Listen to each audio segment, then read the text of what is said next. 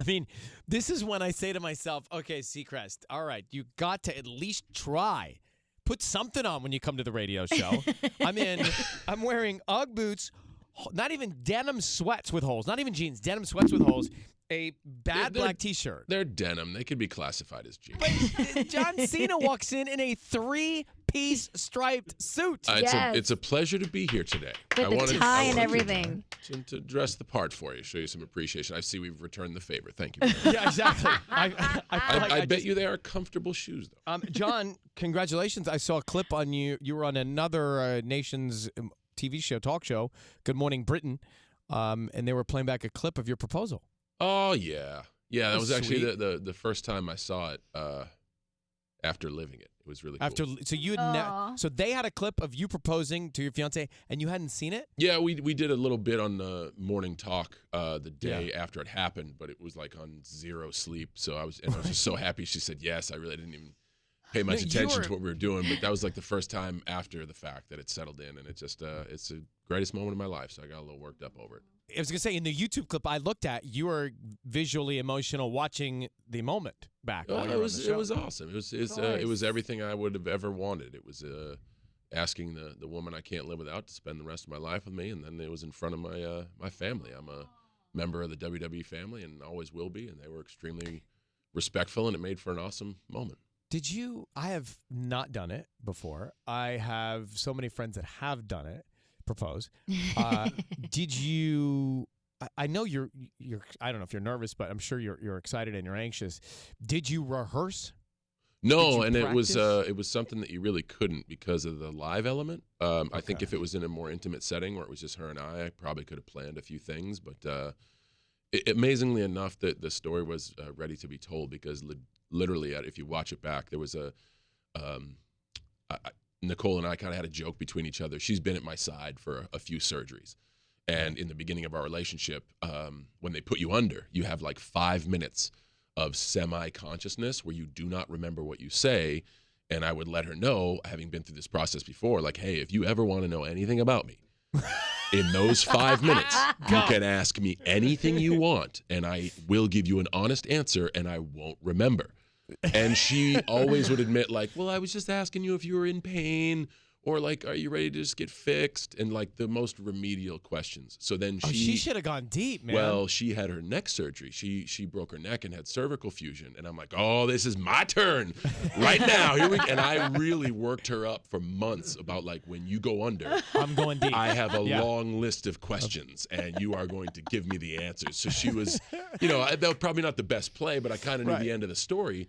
So she goes under, and she's loopy, and I walk her right up to the line where you cannot go past. And I asked the surgeons to stop for a second. And as the story goes, I leaned in, I said, can you hear me? And she goes, yeah. I said, I only have one question. She goes, what is it? I'm going to marry you someday. And she said yes.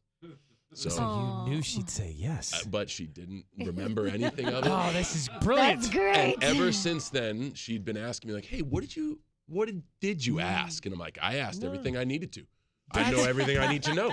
I mean, But it I'm was true. sorry she had to get That's so fixed, but it's like cute. it's so great. No, it was. I knew it would make it's for a amazing. cool little unique story, and it's really, beautiful. she wanted to know for so long about what I had told her. So I know there was a lot of speculation around the day as far as will I propose or not, but I still wanted to make it unique and romantic.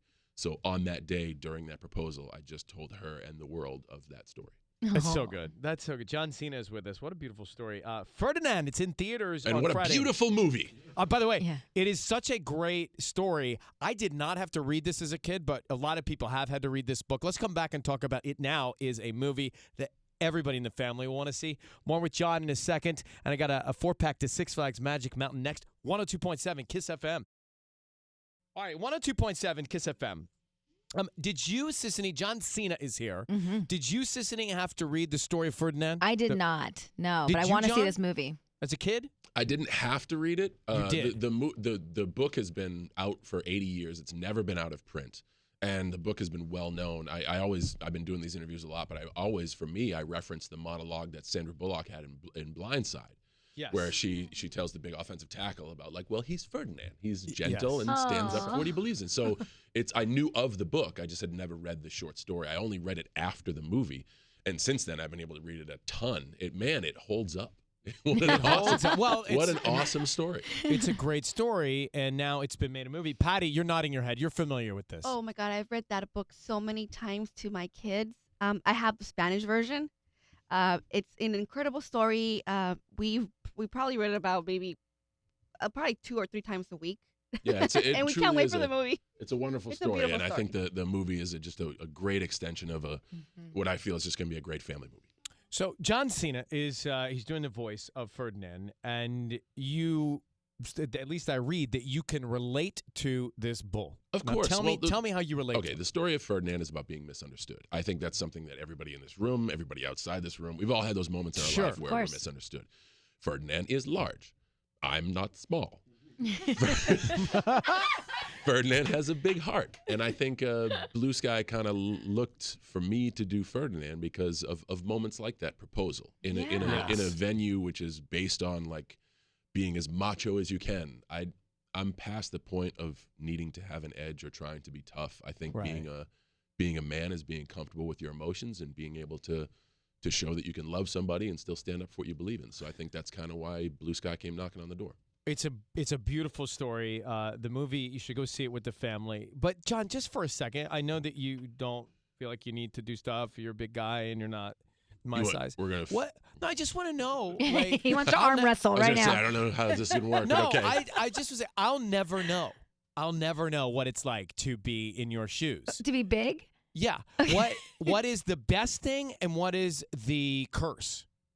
I guess the best thing is to be a vehicle to continue to do what I love. I gravitated towards physical fitness at a young age, and still being able to move around and be physically fit. At 40, I think that's fantastic. So what's the curse? What's the downside? Because I always think it's only upside. The curse is like everybody. You walk in a door and everyone's like, "Oh, this is going to be a great steel cage match today. We got this SmackDown guy coming in." But I mean, that's also a wonderful curse because it means that folks have figured out what I do on WWE, and that's a pleasure. But I think it's great because whatever curses I have run parallel to the movie Ferdinand.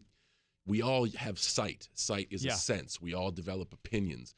Get to know somebody and get to know who they are, and then you can really break down some serious stereotypes that you may have. I love you've taken, what people began to know you for. You've parlayed it into so much more, and you're doing great things. I wish you continued success, John. Thanks for coming by. And no, thank you, man. Appreciate it. John Cena, everybody. Ferdinand. It's in theaters. Yay, Friday. Ferdinand. Come back here, 102.7 Kiss FM. He's 6'1", 251, it says on Google. Is it true? They gave me an extra inch. I'd say 6 feet. They didn't for me. They didn't.